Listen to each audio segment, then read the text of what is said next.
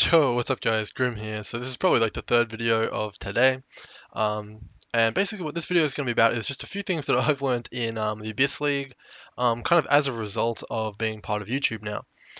So just a little bit of a backstory. I've been playing PoE for quite a long time now. I participated in the beta and all that stuff. I've been playing a long time. So yeah, I've been around the block a little bit, but as of uploading YouTube videos and kind of stuff like that, people have kind of pointed out a few things that I didn't actually understand 100%, and that are kind of a little bit deceptive in the game itself. So the main one, and the reason I'm making this video, is actually because of a comment I just got earlier on my dagger crafting video, who said that the base attack speed of weapons does not affect shield charge speed and doesn't help scale it at all. So I initially I was like, whoa, really? I can't believe that. Like, it's a little bit weird. But I went ahead and I tested it. So I've got the 1.45 attack speed royal skin here.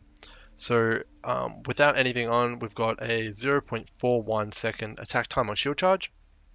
So you put on the skin, it 0.34. Okay, so it did decrease the shield charge attack speed. So I've got a slower weapon here, 1.2 attack speed. So we'll put that on and we'll see what happens. Okay, so there is a difference there. On the tooltip, it does say that there is a difference in our shield charge attack speed, which is really interesting. And we have an even faster weapon here, a serrated foil, 1.6 attack speed here. So we'll put that on and we'll see what it does to the tooltip. And we're faster again. Or that's how it should work. However, this viewer pointed out that this is a tooltip bug, and the scaling that's going on here on the tooltip is actually not actually happening in game at all. So he said to go to test it out, and that's exactly what I did, because I'm all about increasing my own knowledge. No one's perfect. That's the thing about PoE. You can play it for as long as you want, thousands of hours, and unless you've actually gone and researched how every little interaction works, every little skill works, you're not going to know absolutely everything. So what I did was I headed over to the ledge here, and I put on the slowest dagger. So we've got an attack speed here. It's pretty slow compared to Brightbeak, you'll notice. And then I threw on the other one, and you'll notice it's pretty much exactly the same as the comment said. And then when you throw on a foil, it's still exactly the same.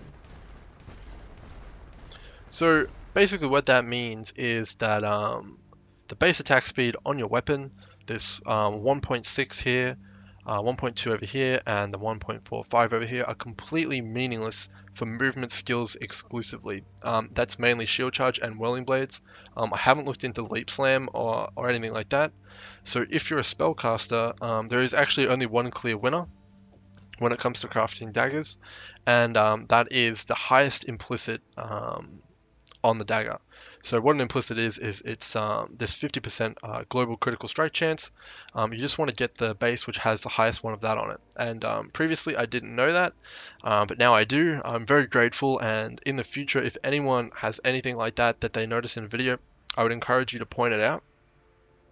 Because that'll just help everyone who's viewing the YouTube channel to kind of learn a little bit more as well.